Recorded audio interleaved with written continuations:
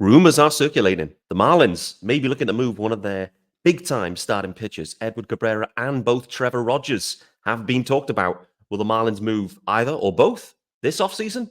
This is Locked on Marlins.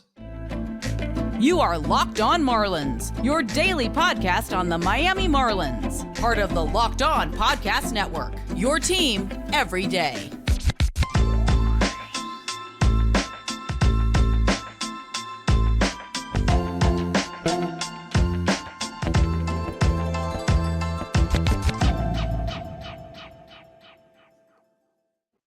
Greetings from England and welcome to Locked on Marlins. This is your daily Marlins podcast. I'm your host, Peter Pratt.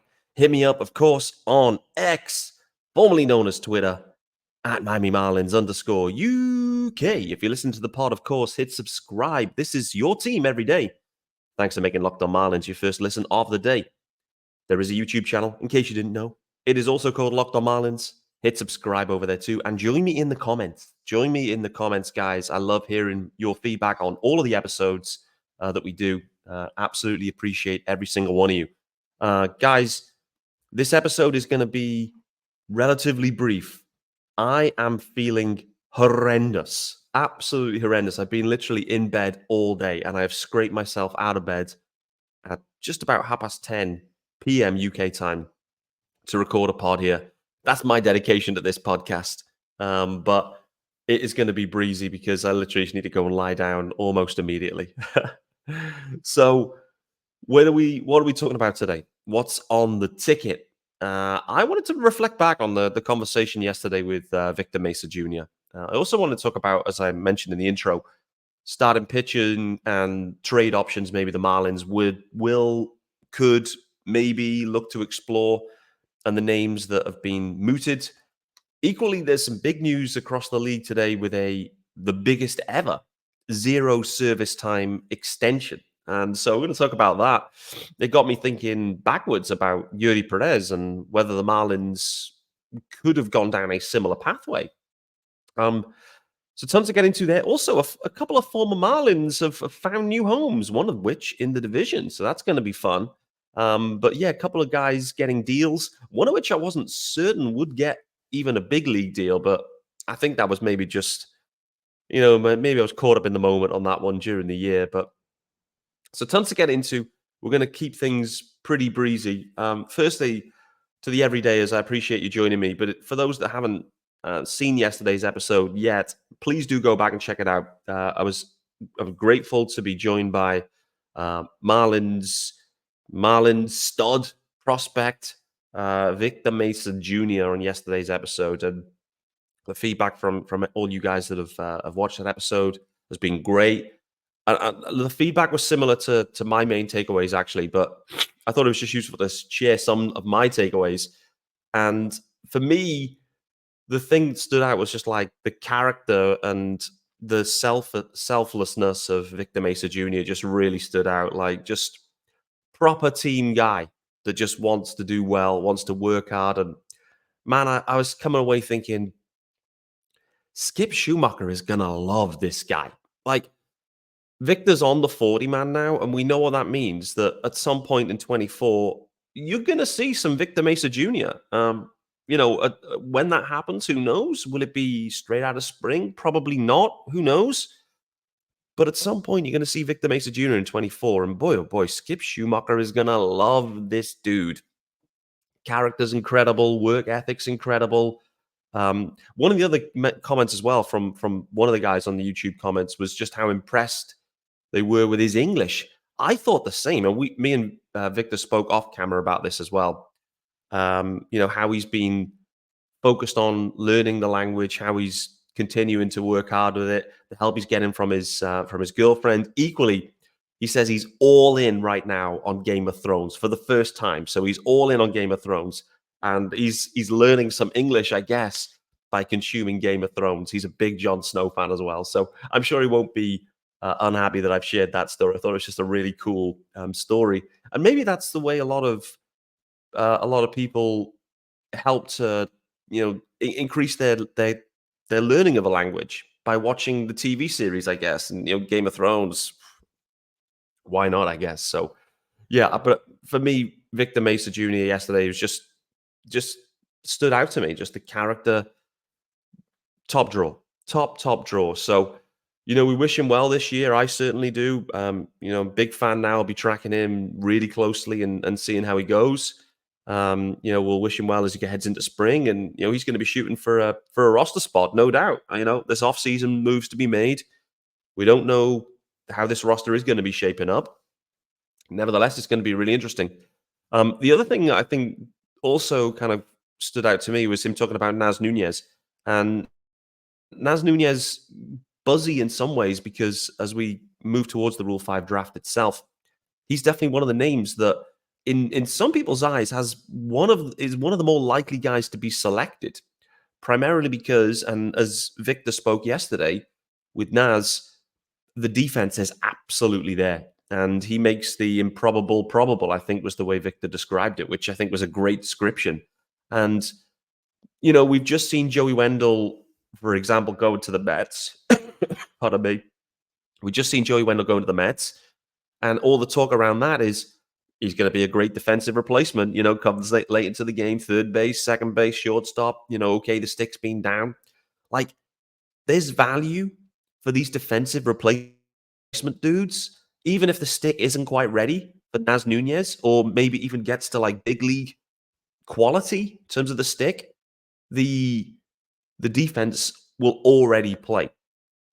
And so I'm hearing people talk about Naz Nunez being taken to the Rule 5, and I can absolutely see it.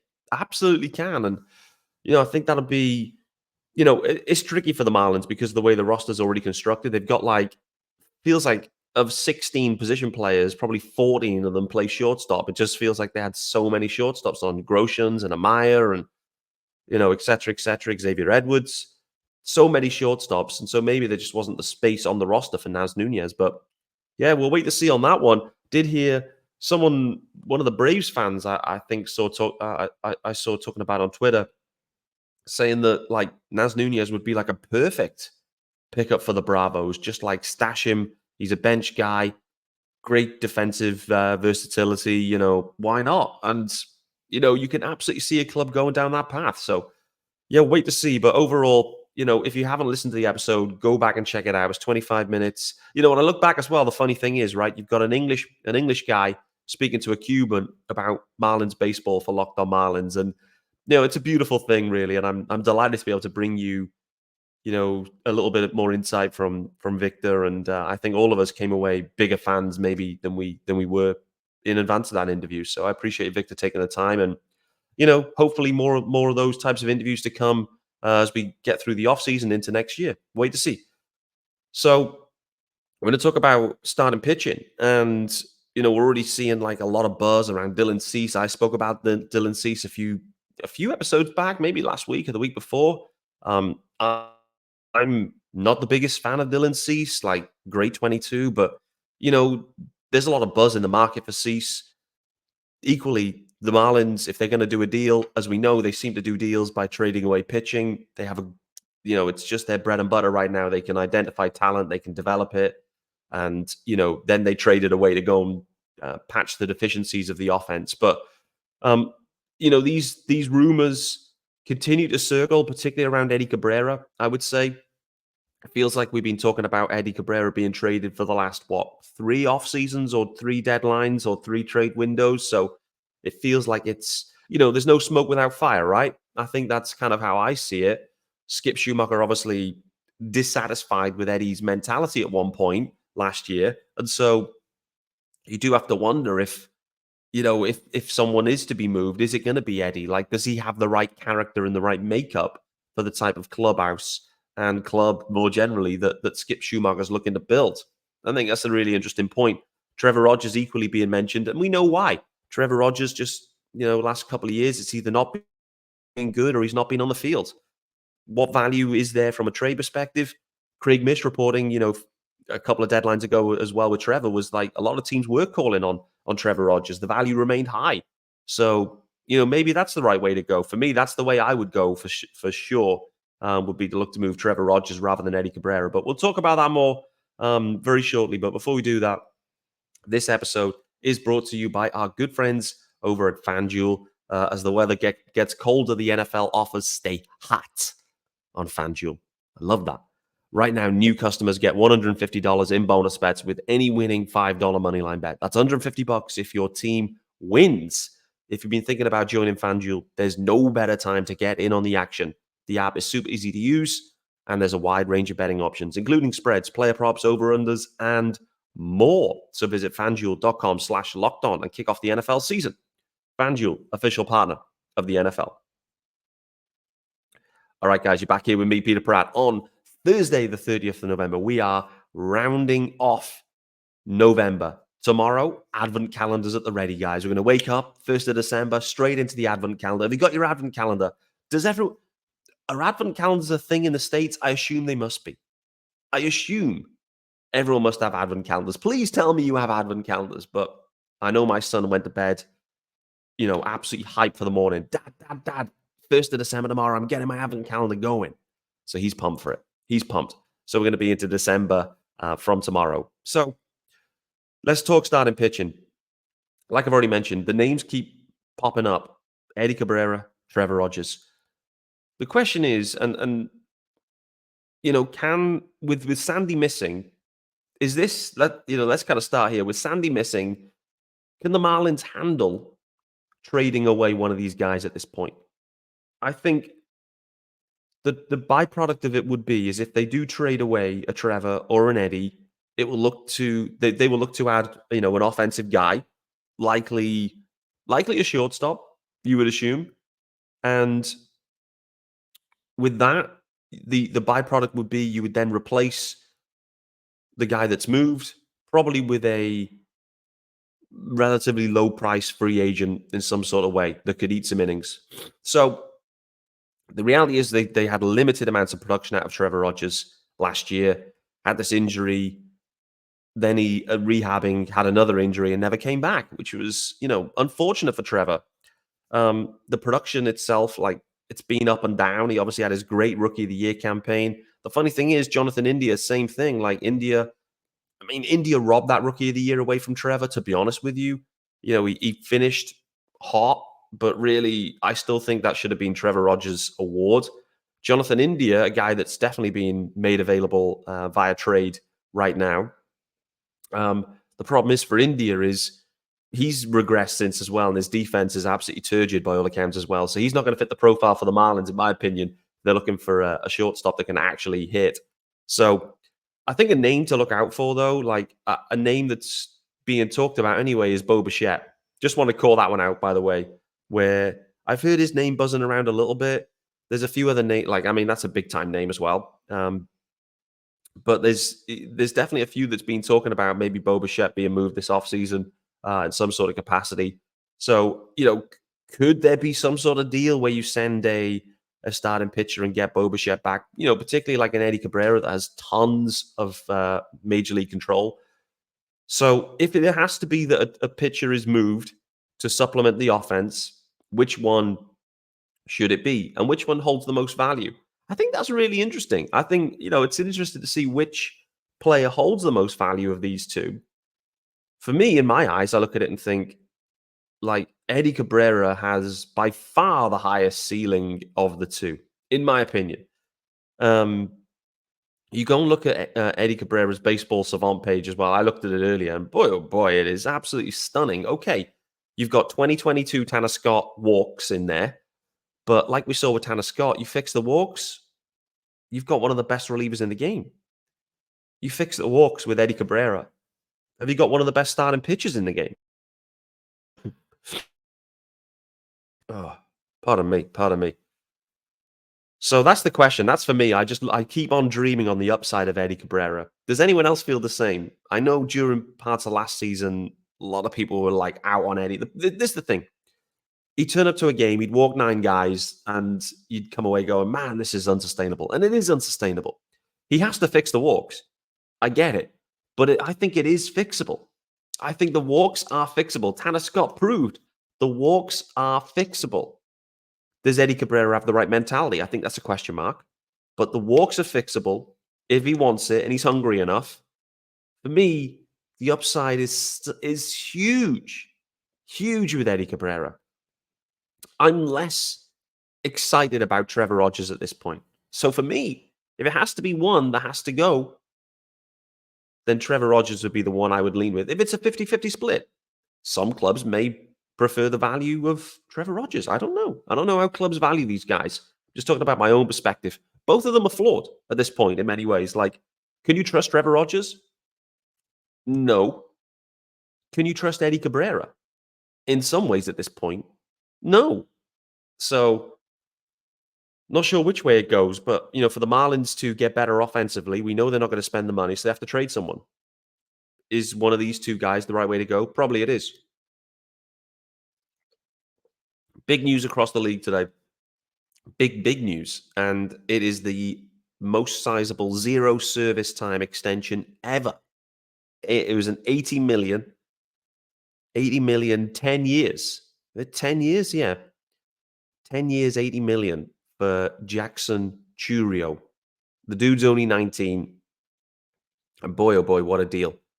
But you have to think, 80 million? Could you turn that down?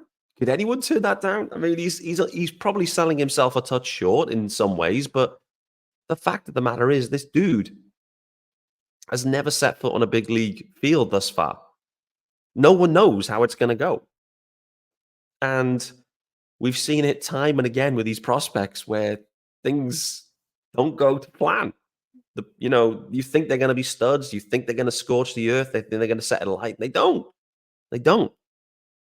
One thing from last year, though, was the fact that, the Marlins, I think, had that level of helium, that level of expectation privately, maybe not publicly, but they had that level of expectation and ceiling on Yuri Perez.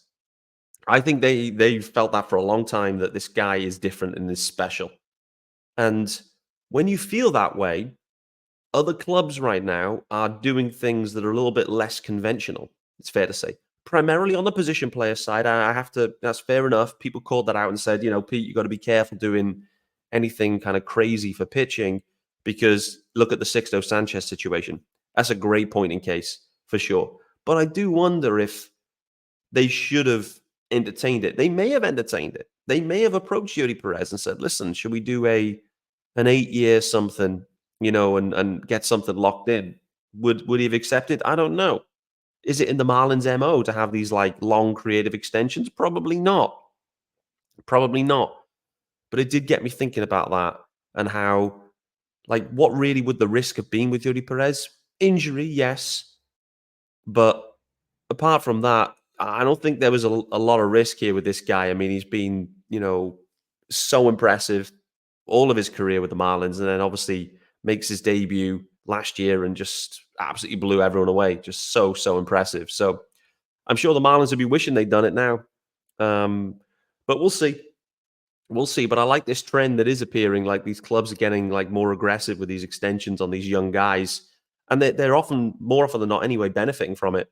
The one that stood out to me when I think back was that Scott Kingery one with the Phillies, where he was supposed to be a stud and just completely flamed out. Not really sure where Scott Kingery is now, to be honest with you, but the Luis Robert one definitely worked out. There's a few examples of this where these deals, they get made. The players kind of de-risking it. It's fine. De-risking it, and 80 million is 80 million. It's a lot of money. It's more money than I'm going to earn in my lifetime. So it's a lot of dough. Takes the pressure off, takes the risk off. Listen, financial freedom, and it's not about looking around, I think, at that point and saying, oh, well, this guy's getting this guy's getting this. Worry about yourself. Worry about yourself and your family and what you need. And if 80 million is what you need, and that's only for the first, he'll hit free agency at 29. So, I don't know how quickly this guy's going to make it to the big leagues. That's, I guess, the next question, right? It's a 10-year deal, but is he a year away? Is he 2 years away? I actually have no idea. But yeah, nevertheless, interesting to see, a mid-market team, I'll describe it, with the Milwaukee Brewers, making this type of deal. I think it's really interesting. Really, really interesting to see him do it. I'm excited to see how the guy, how this contract ages. I think that's going to be really, it's good. We'll forever track that one. So, and from a Marlins perspective, Right now, I don't think now Yuri Perez has had some service time. I don't think they have anyone in the system right now that you would consider, this type of deal for some time. So we'll see who they draft in the coming years. But yeah, I think it was a really interesting league-wide deal anyway. And a lot of news on that one for sure. Garrett Hampson, just on the news and notes here, Garrett Hampson ends up signing a $2 million deal with the Royals. Obviously, I already mentioned Joey Wendell has signed a $2 million deal with the Mets. So we'll see plenty of Joey Wendell next year. Feels like it is from the Mets fans, they're talking about it, saying it's like a Luis Guillorme replacement in some sort of way. Defensive replacement type guy. Again, that's going back to these defensive replacement guys that are like trusted, good clubhouse guys. Like they'll always find spots on rosters. But the interesting thing is that Garrett Hampson won at $2 million. The Marlins arbitration number was lower than that, I believe, for Garrett Hampson. And so it's interesting that they couldn't find any kind of way to find a trade for him. And, if there was interest, and there certainly was interest for the Royals, why would the Royals not reach out and try to do a deal and pick up that arbitration year and save what, 500, 600,000? I don't know. Maybe they value the prospects more so. I don't know. It could just be as well that the fact that Peter Bendix was like not quite in. Was he in at that point? I don't know. Who was making the calls? I don't know. Like, was there maybe just a little blip in terms of the front office, which meant that maybe they missed a few opportunities? I don't know. But good luck to Garrett Hampson. Good luck to Joey Wendell. Good luck as well, as I already mentioned, to Victor Mesa Jr. for 2024.